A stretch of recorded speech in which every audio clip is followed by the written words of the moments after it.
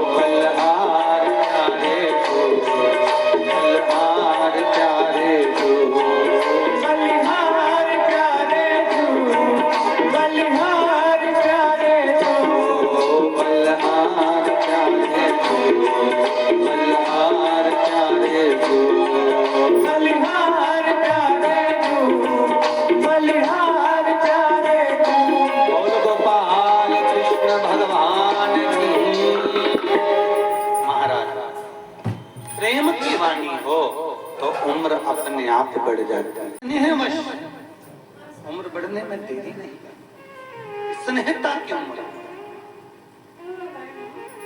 व्रत रखो और प्राण खाओ, उसको कौन सा मतलब, उसका कोई सुख का अनुभव हो।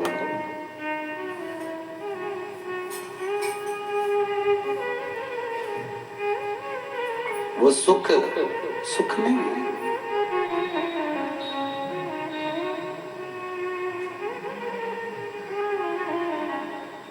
महाराज, कर्म का खेल हर जगह पर है।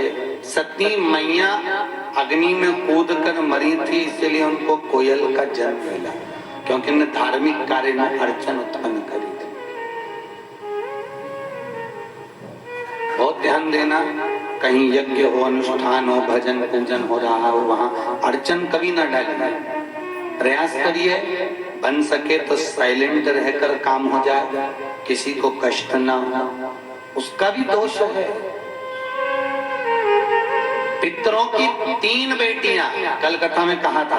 वैसे पितर लोग की 4 बेटियां, एक भाई की 3 और एक भाई की 1। जो पितरों की 3 बेटियां थी वह कथा हमने कल सुनाई थी आपको, मैना, धन्या और कला। और पितरों की 1 बेटी और है जिसका नाम है पीवरी। क्या नाम है उसका? पीवरी। पितरों की बेटी पीवरी, जिसका विवाह हुआ था श्री सुखदेव जी महाराज के साथ। सुखदेव जी महाराज कौन? जिन्होंने राजा परीक्षित को श्रीमद् भागवत कथा सुना। जब सुखदेव जी महाराज का जन्म हुआ, श्री सुखदेव जी महाराज जब वेद व्यास जी के यहाँ पर माता पीठिका के गर्भ से जब प्रकट हो गए, आपको कथा सुनी थी ना, भागवत जी में सुनी होगी कि भगवान शंकर ने अमर कथा सुनाई थी। तोते के बच्चे ने सुन ली थी। तोते का बच्चा उड़ते उड़ते गया था और बीठी का के अकाशी जैसी आई तो मुंह में से प्रवेश करके गर्भ में जाकर बैठ गया।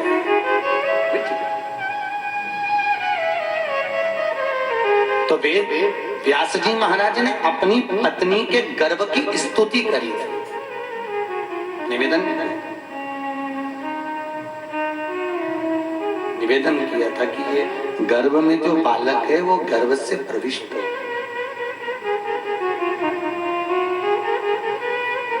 गर्भ से प्रविष्ट हो।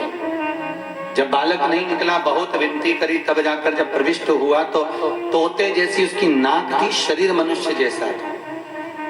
तोते के बच्चे को कहते हैं शुक, व्यास जी की पत्नी के गर्भ से जन्म था इसलिए कहलाया देव, दोनों को मिला दो तो हो गया सुखदेव। तो सुखदेव जी महाराज जैसे ही 6 वर्ष की अवस्था में आए वन को जाने लगे।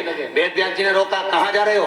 मुझे वन नहीं जा सकते, अभी हम माता पिता बैठे और तुम चल दिए तपस्या के लिए, नहीं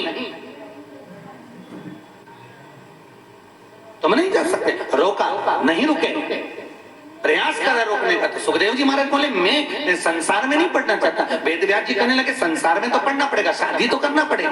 वेद व्यास जी ने खूब कहा, सुखदेव जी नहीं माने, मैं शादी नहीं करूंगा। तो वेद व्यास जी ने कहा शादी नहीं करना तो एक काम करो, गुरु मंत्र ले लो।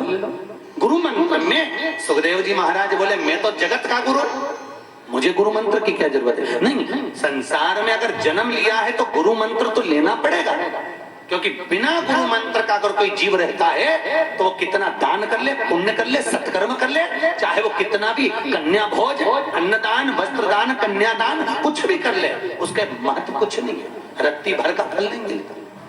तो तुमने गुरु मंत्र लिया? नहीं। सुखदेव जी बोले मैं तो खुद गुरु, मुझे गुरु मंत्र की क्या जरूरत?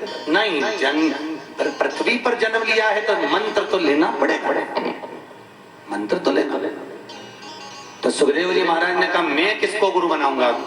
व्यास जी महाराज बोले भले शादी मत कर, पहले चले जा, अगर जाना है तो राजा जनक के दरवाजे पर जा। सुखदेव जी महाराज को हंसी आ गई, एक राजा मुझे मंत्र देगा, मैं सन्यासी को जा तो सही। सुखदेव जी महाराज राजा जनक के दरवाजे पर पहुंच गए और जनक के दरवाजे पर जाकर आवाज लगाई, महाराज वेद व्यास जी के पुत्र महामार्तंड महाविद्वान ज्ञानवान श्री सुखदेव जी आए हैं, जाकर सूचना दो। बहुत बड़े बड़े नाम रहते हैं लोगों के, अभी आपको मालूम नहीं है तो, नहीं तो जब कोई संतों की सभा में बैठो ना भगवंतों की, तो परम पूज्य 1008 शिरोमणि, ये पीठा, ये मठा, ये खटा और ये आधे बहुत में तो मालूम नहीं पड़ता नाम कहाँ निकल गया।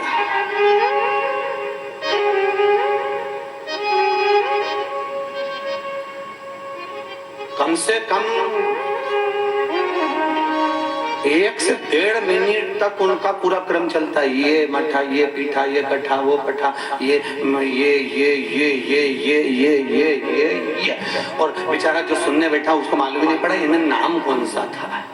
तो सब एक दूसरे को कोनी मार के कह रहे कौन सा महाराज प्रवचन करे, इनका नाम क्या? तो क्या नाम तो बोला था, वो बहुत लंबा था पर तो याद तो नहीं किया, याद नहीं। सुखदेव जी ने भी कह दिया दरवाजे पर खड़े द्वारपालों को, जाकर कह दो वेद व्यास जी के पुत्र महामार्तंड महाविद्वान ज्ञानवान साहब सुखदेव जी आए। दरवाजे का द्वारपाल गए ही नहीं। तो किसी ने पूछा कि सुखदेव जी महाराज ने कहा तो द्वारपाल क्यों नहीं गया? तो बहुत सुंदर प्रसंग कहा कि महाराज जी इसलिए नहीं गया क्योंकि उसको नाम ही नहीं संपट पड़ा, बोलना कौन सा। और जनक जी को कुछ नाम बोल देता और कुछ होता तो दिक्कत उसकी थी द्वारपाल, इसलिए गए।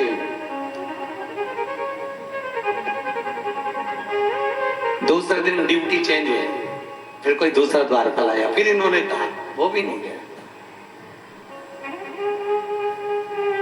9 रात्रि निकल गई, द्वारपाल नहीं गया। महाराज समझ के गुरु सोच, गुरु विचार,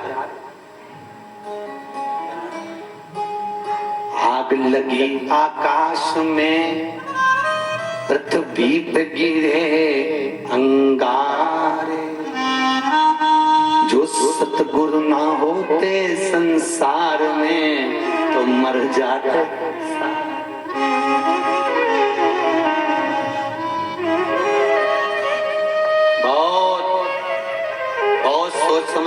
बनाओ, बहुत सोच समझ के।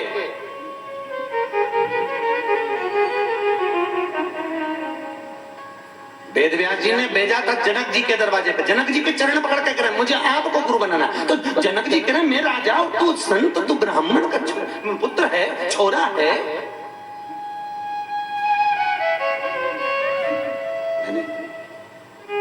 नहीं माना तो मुझे गुरु मंत्र क्यों, मुझसे क्यों लेना चाहता है? बस इतनी सी बात है गुरुदेव। 9 दिन हो गए आपके दरवाजे पर, चोर भी पकड़ में आता है तो आप उसे छोड़ देते हो, कोई गलत काम करने वाला भी पकड़ में आता है तो तुम उसे छोड़ देते हो। पूरी जनकपुरी के राजमहल में कहीं जेल नहीं बनी है, किसी को मृत्यु दंड नहीं मिला, किसी को कारावास नहीं मिला। गुरुदेव मैंने देखा चोर अपना सामान लाकर आपके चरणों में रख देता है, गलत काम करने वाला आपके मुंह पर आकर बोल देता है कि मैंने ये किया। इससे बढ़कर गुरु और कहां मिलेगा, जिसके यहाँ ना तो जेल है, ना कारावास है, ना किसी को दंड है, कहां मिलेगा? इसलिए आप मुझे मंत्र, तो जनक जी ने कहा मंत्र तो दे दूंगा पर शर्त इतनी सी है। सुखदेव जी बोले शर्त क्या है? तो क्या शर्त इतनी सी है, पहले विवाह कर ले फिर मंत्र दूंगा। तो क्या मैं शादी नहीं करना चाहता। इतने में जनक जी महाराज बोले सारे आश्रमों में सबसे श्रेष्ठ आश्रम गृहस्थ आश्रम है। कौन सा आश्रम है? गृहस्थ आश्रम। संत बनना सरल है, साधु बनना सरल है, तपस्वी बनना सरल है, गंगा के घाट पर बैठकर तप करना सरल है। अकेले में तो कोई भी भजन कर सकता है साहब, अकेले बैठे रहोगे तो भजन ही निकलेगा। मैं करना क्या तुम्हारे को काम? अकेले में बैठकर भजन करना सरल है, पर गृहस्थ आश्रम सबसे कठिन। परिवार में रहो, कुटुंब में रहो, इधर से 3-3, 4-4, 5-5, 6-6 बहुएं दिन भर प्राण खाए और टोकरी के मुंह से हम तो निकल के बता, बहुत कठिन। इधर पोता पोती आवाज लगा रहा दादी दादी, इधर से पोता चिल्ला दादी, इधर से वो अगरबत्ती लेकर भग जाए, इधर से वो दिया बत्ती लेकर भग जाए, कहीं पूजन के टाइम पे माचिस लेकर भग जाए, और उस बीच में भगवान का भजन तो करो। सबसे बड़ा आश्रम गृहस्थ आश्रम है साहब। संत बनोगे तो एक दिन में 1000 गायत्री करना पड़ेगा, मंत्र जाप करना पड़ेगा। पर अगर घर में रहोगे तो मुंह से भूल से भी राम निकल गया, उतने में भी भगवान तार देगा। सबसे बड़ा आश्रम गृहस्थ आश्रम। भगवान का भजन करते करते परम धाम को चले जाओ। घर से बड़ा कोई आश्रम नहीं हो सकता। उपासक बनना एक सहजता का विषय है। कई लोग हमसे प्रश्न करते हैं महाराज जी, शंकर जी का अगर भजन करना है, शंकर जी की पूजन करना है, शंकर जी को प्रसन्न करना है, तो कौन से कलर के कपड़े पहने जिससे भगवान शंकर प्रसन्न हो जाए? आपका क्या विचार है?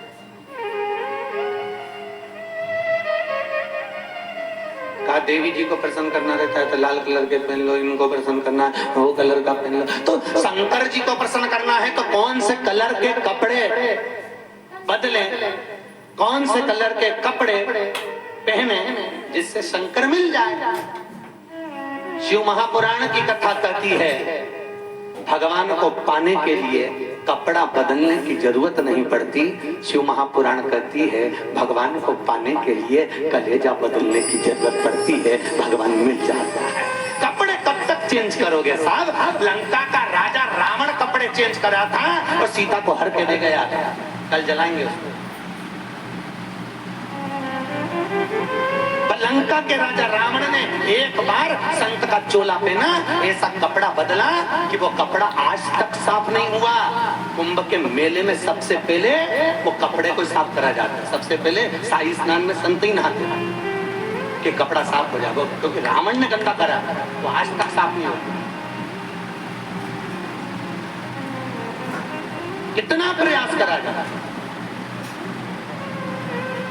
तो भगवान शंकर को पाना है, प्रभु को अगर पाना है तो कपड़े नहीं। गोपियां कृष्ण को पाने के लिए कोई कपड़े बदलने की जरूरत नहीं हो पड़ती थी। वो तो जब जाती थी तो सजते समय भी उसका ध्यान नहीं रहता था। लहंगा धरो शीस पे दई चूनर पाओ, पतियन रोके नहीं रुकी, छोड़ चली घर गांव। उसको तो सजना भी नहीं आता था साहब। सुरमा लगाने वाली थी आंख में, भगवान की बंसी की आवाज सुन के होठ पे लगा लिया, और लाली लगाना थी आंख, होठों पे लगा ली आंख पे। ऐसा श्रृंगार करा और लंबे लंबे दांत और होठ काले काले।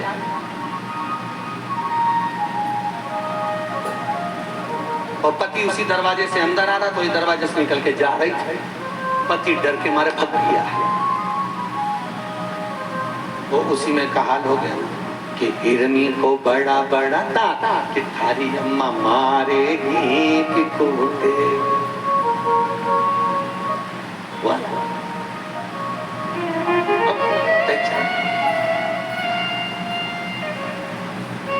शुद्ध नहीं है, ध्यान नहीं है, मस्त। भगवान को पाना है तो कलेजा बना।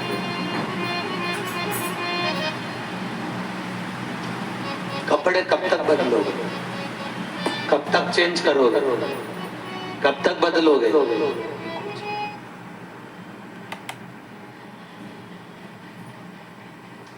भगवान को पाने का सबसे सुंदर तरीका है बस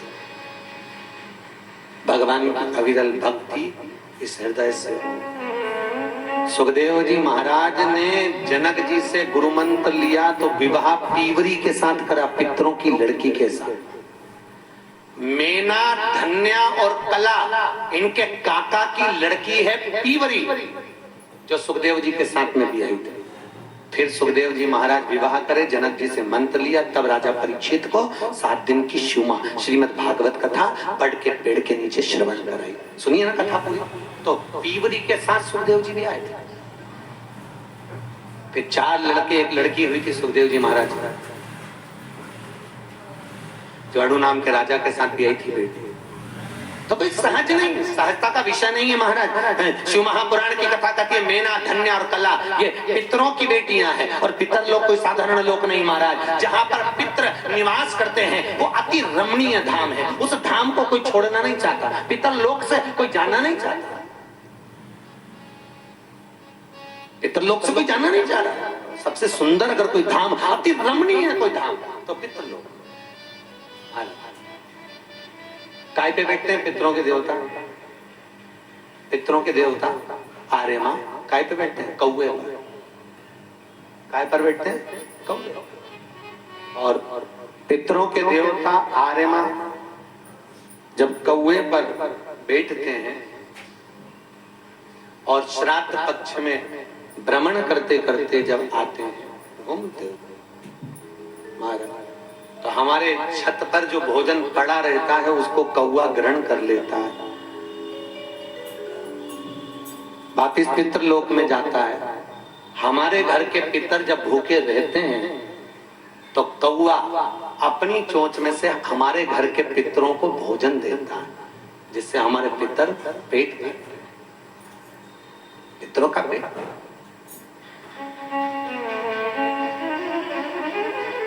पितरों का पेट भर जाता है महाराज। पीपल के वृक्ष के नीचे कल आपको कथा में कहा था लक्ष्मी जी की बड़ी बहन ज्येष्ठा देवी का निवास है। ज्येष्ठा देवी का निवास। और जब दुस्सहा मुनि ने ज्येष्ठा देवी को यहां से ले जाने का प्रयास किया तो ज्येष्ठा देवी ने उस पीपल के वृक्ष के नीचे पितरों के निवास का निर्माण कराया। इसलिए आज भी हमारे यहाँ शास्त्र कहता है पितर पक्ष में या अमावस्या आदि पर कच्चा दूध पीपल के पेड़ के नीचे चढ़ा देना चाहिए। और ज्येष्ठा देवी को कल आपको कथा में कहा था क्या चीज ज्यादा पसंद है? दरिद्रता को। बोलो जम के खट्टा हो तीखा। इसलिए हमारे यहाँ हिंदू धर्म में आज भी रीति है बेटी के ब्याह में सब कुछ दिया जाता है पर बेटी की विदाई में 4 चीजें नहीं दी जाती। बेटी की विदाई में 4 चीजें नहीं दी जाती। अगर बेटी की विदाई में ये 4 चीजें दे दी जाती है तो उसके घर में कभी सुख नहीं मिलता बेटी को, वो किसी ना किसी चीज से दुखी ही रहे। पहली चलनी, चलनी जानते हो? छानने वाली। दूसरी सुई, तीसरी झाड़ू, चौथी अचार की बरनी। बेटी की विदाई में नहीं दी जाती। ये 4 चीजें हमारे यहाँ बेटी की विदाई में नहीं देते। 4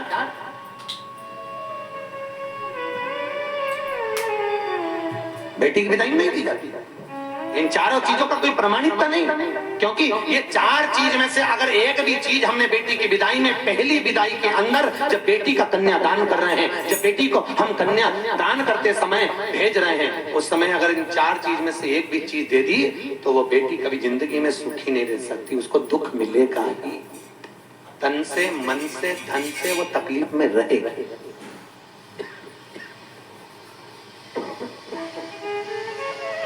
तो कष्ट होगा।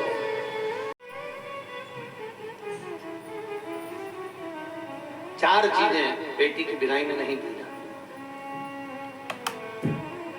हम तो कहते हैं अगर बेटियों को मम्मी के हाथ का अचार पसंद है तो माताओं से निवेदन है अपनी बेटियों को सिखा के भेज दो। आजकल के समधियों भी ऐसे हो गए, तुरंत कहते बेटी तेरी मम्मी के हाथ का अचार अच्छा लगता है। समधियों को भी अक्ल नहीं, तुरंत समधन से मंगवा लेंगे और खा भी जाएंगे। ये नहीं कि बेटी के घर का अपन उसके यहाँ का बुलवाएंगे तो अपने घर में कितना कष्ट भोगना पड़ेगा। बच्चे बीमार पड़े रहेंगे, कुछ ना कुछ तकलीफ आती रहेगी। 1 रुपए कमाएंगे, 1.25 रुपए खर्च होगा। घर में एक व्यक्ति बीमार पड़ा, दूसरा उठेगा, दूसरा बीमार पड़ेगा, तीसरा उठेगा। उसको मालूम है, क्योंकि विष्णु पुराण सुनता है या कभी शिव पुराण सुनता तो उसके ध्यान में आता। और समधी जी ने तो कह दिया कि तेरी मम्मी के हाथ का अचार अच्छा लगता, लिया ना आपकी अचार। अब उसका कौन समझा, इसका प्रमाण नहीं है,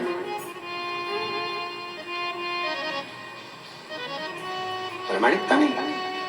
और माओं को अगर बेटी से इतना स्नेह है तो बेटी को अगर अचार के पैसे दे दे, बेटा ये 1000 रुपए ले ले, तू तो बाजार से खरीद लेना या तू डाल लेना, परंतु हमारे यहाँ का अचार लेकर मत जा। कष्ट कष्ट। महाराज यहाँ तक है, अगर मम्मी के यहाँ से आप आ रहे हैं और रोटी सब्जी वगैरह माँ बांध के देती ना कि सफर करेगी बेटी तो उसके लिए बांध देती है, तो हमारे यहाँ तो यहाँ तक कहते हैं कि यहाँ पर चलता कि नहीं चलता, वो क्या बोलते हैं उसको, चना जैसी देती है ना, क्या सेंगर, वो क्या बोलते हैं उसकी सब्जी, हाँ केर सांगरी की सब्जी, हमारे यहाँ वो बांध कर दे देते हैं पर अचार नहीं रखते।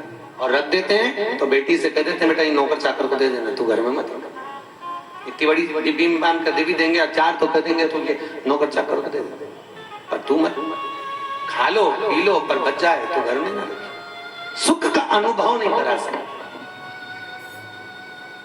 आनंद का अनुभव नहीं करा सकता। महाराज पितृलोक में पितर जो निवास कर रहे हैं उनकी 3 बेटियां मैना, धन्या, कला मृत्यु लोक में जन्म लेती हैं। मैनावती के गर्भ से माता पार्वती का जन्म है। मैनावती और कोई पार्वती मैया कोई साधारणता का प्रतीक नहीं, स्वयं सती कोयल की योनि से छूटकर पार्वती की योनि में जन्म लेते ही देव ऋषि नारद आ गए। नारद जी ने आकर ज्ञान उपदेश दिया, तुम्हारी ये बेटी है, इसको जो पति मिलेगा भस्मी रमाने वाला, जटाजूट बांधने वाला, ऐसा वैसा सब कुछ बता दिया, सब कुछ। अच्छा ईमानदारी से बोलो, देवऋषि नारद ने बता दिया कि तुम करो ऐसा पति मिलेगा, वैसा पति मिलेगा, ये मिलेगा, वो मिलेगा, इसका कोई तोड़ जो मिलेगा वो तो किस्मत में लिखा है तो मिलेगा। राजा परीक्षित को तक्षक नाग न डसे तो उसके बेटे ने कांच का महल बनवाया था, उसमें चींटी नहीं जा सकती, एक चींटी। तक्षक नाग को लगा कि करूं क्या, आज 7वां दिन है, मरना तो इसको है, 7 ताले में भी बंद हो जाएगा तो मृत्यु तो निश्चित है। जन्म मरण परण, जन्म मृत्यु और विवाह शादी, ये मेरे 3 भोलेनाथ के हाथ में है, शिव के हाथ में। कितनी तारीख को जन्म होना है, कब होना है, तुम सोच के बैठी थी 9वें महीने में होगा, इतनी तारीख तक हो जाएगा, मालूम पड़े डॉक्टर ने कह दिया ऑपरेशन से होगा, मालूम पड़े 15 दिन पहले हो गया या और 4 दिन बाद हो गया। जन्म उसके हाथ में, मरण डॉक्टर ने कह दिया अभी तो इसकी अंतिम सांसें चल रही है, घर ले जाओ, मालूम पड़े उसको घर लेकर गए और घर पे सुलाया, 3 दिन बाद बीपी ऊंचा नीचा हो गया, मालूम पड़े निपट गया, नीचे गोबर से लीप के सुला दिया, मालूम पड़े फिर जिंदा हो गई, फिर वापिस जिंदा हो गई, फिर अच्छी हो गई, फिर खाया पिया, 2-4 महीने फिर निकले, फिर ऐसा लगा मर गई, फिर नीचे सुलाया, फिर जिंदा हो गई। बताओ, अब डॉक्टर बोले थे कि निपट जाएगी, मालूम पड़े 6 साल ऐसे ही निकाल दिया, खटिया पे पड़े नहीं निपट रही, क्या कर लो। पंडित जी को फोन लगा के बोल रहा है, महाराज जा नहीं रही है, हम तो बड़े दुखी हो गए, बेचारी बार बार ऐसा लगता नीचे सुला देते फिर अच्छी हो जाती, फिर सुला देते फिर अच्छी हो जाती। महाराज जी बोले गीता सुना दो, कि 25 बार सुना दी तो भी नहीं निपटी। अब कहा जन्म मरण। डॉक्टर ज्योतिषाचार्यों ने पत्रिका देखकर कहा था बहुत लंबी उम्र है, मालूम पड़े एक्सीडेंट हो गया, निपट गया, क्या कर लोगे? जन्म मरण और परण ये तीन शिव के हाथ में है, क्योंकि इसको कहते त्रिकालदर्शी, त्रिपुंडधारी, त्रिनेत्रधारी, त्रिशूलधारी, त्रिकाल उसके हाथ में। हाँ, दुनिया में मौत को भी, मौत अगर देता है तो शिव देता है। कौन देता है? शिव। कभी आपने सुना कि मृत्यु की मृत्यु हुई है? कहीं कथा में सुना, कहीं तुमने निकाला हो, पर हमारी शिव महापुराण कथा कहती है मौत की भी मौत हुई है। राजा श्वेत शंकर के मंदिर में बैठा था, भजन कर रहा था, तप कर रहा था, साधना में लीन था। आज उसका अंतिम दिन था। यमराज ने भेज दिया दूतों को, दूत गए नीचे राजा श्वेत को उठाने के लिए। वो मंदिर के अंदर था, जैसे उठाने गए भगवान शंकर के गण आ गए। गणों ने राजा श्वेत को जाने नहीं दिया, वापिस चले गए। यमदूत वापिस गए, यमराज से कहा महाराज वहां तो वो भगवान शंकर के पूजन कर रहा है, गण उनको लाने नहीं दे रहे शंकर जी के। तो यमराज ने दूसरे गण भेजे जो और ज्यादा पावर के, पहले नीचे वाले भेजे थे, अब सेकंड लेवल के, वो भी गए, वापिस आ गए। फिर और फर्स्ट लेवल के भेजे, वो भी वापिस आ गए। इतने में धर्मराज को क्रोध आ गया और तुरंत यमराज को जब क्रोध आया और यमराज चला, तो इतने में मृत्यु देवी आ गई और मृत्यु देवी ने आकर पूछा क्यों यमराज, आज क्या बात है, तुम उठाने जा रहे हो पृथ्वी पर? यमराज बोले तो क्या करूं? मृत्यु बोले मुझ पे विश्वास नहीं है क्या? मेरे को डायरेक्ट भेज दो, किसी को लेने भेजने की जरूरत नहीं है, मैं डायरेक्ट पड़ जाऊंगी, मर जाएगा। यमराज ने कहा चलिए। मृत्यु तुरंत गई और मृत्यु राजा श्वेत को जैसे उठाने गई, इतनी देर में भगवान शंकर ने त्रिशूल उठाया और मृत्यु का वध कर दिया। यमराज को क्रोध आया, शंकर भगवान ने हमारे काम में अड़चन डाली है, यमराज सेना लेकर आया, भगवान शंकर ने यमराज को भी मार डाला। यमराज और मृत्यु दोनों मर गए, हाहाकार मच गया। सूर्य नारायण हाथ जोड़कर खड़े हो गए भगवान विष्णु के साथ में, मेरा बेटा मर गया, मेरा बेटा मर गया, वो यमराज मर गया, मृत्यु मर गई, कुछ करिए। भगवान विष्णु ने जाकर शंकर भगवान की स्तुति करी। जब भगवान शंकर ने पूछा क्या बात है नारायण, नारायण कहते हैं आपने ये यमराज को मार दिया, मृत्यु देवी को मार दिया, फिर संसार की रीति क्या रहेगी? भगवान शंकर बोले ये मेरा स्तमन कर रहा था, मेरा भजन कर रहा था, मेरी कृपा थी इस पर और मेरा गुणगान कर रहा था, तो ऐसे कैसे मारने आ गया ये? तो यमराज का काम है पृथ्वी पर लोगों को उठाना, मृत्यु देवी का काम है मारना। भगवान शंकर ने कहा सुनो नारायण, आपके सामने आज मैं इस यमराज को और इस मृत्यु को कह रहा हूं, अगर पृथ्वी पर किसी को उठाने आना है तो पहले पृथ्वी के देवता महादेव से मिलना, मैं बोलूंगा तब लेकर जाना। इसलिए पंडित लोग किसी का एक्सीडेंट, बीपी, शुगर, कोई वेंटिलेटर पे पड़ा है, कोई कहीं पड़ा है, तो पंडित एक ही बात कहते हैं महामृत्युंजय का पाठ करो, क्योंकि पंडित को मालूम है कि अगर कोई बचा सकता है तो शंकर, क्योंकि यमराज जाएगा शंकर से पूछने और शंकर जी बोल देंगे अपना आदमी है, छोड़ दे, पड़ोसी को उठा के ले जा। क्या कर लो? केवल शिव। अकाल मृत्यु वो मरे जो काम करे चंडाल का, काल उसका क्या बिगाड़े जो भक्त हो महाकाल। क्या बिगड़ेगा? क्या क्या? चलो चलो, उसका कुछ नहीं होगा। तो मृत्यु की भी मृत्यु, यमराज की भी मृत्यु, राजा श्वेत बचकर। कौन है जो मृत्यु को भी मार सकता है? महाराज वो मेरा केवल एक शिव है, केवल एक शिव। तो यहाँ कहा जा रहा है जन्म मरण मरण तीन शंकर के हाथ में। अब नारद जी बोल भी दिए कि ऐसा पति मिलेगा, तो वो तो जो भाग्य में लिखा है उसको मिल नहीं है। सही है कि गलत है? अरे बोलो तो सही। चाहे तुम किसी को हाथ दिखा लो, पाँव दिखा लो, पत्रिका दिखा लो, ये कर लो वो कर लो, थोड़े दिन अंगूठी पहन लो, ये पहन लो, वो पहन लो, मुद्रिका पहन लो, कुछ भी पहन लो, वो तो जो लिखा है सो तो होगा, भोगना तो पड़ेगा। सुख हो दुख हो सब साथ।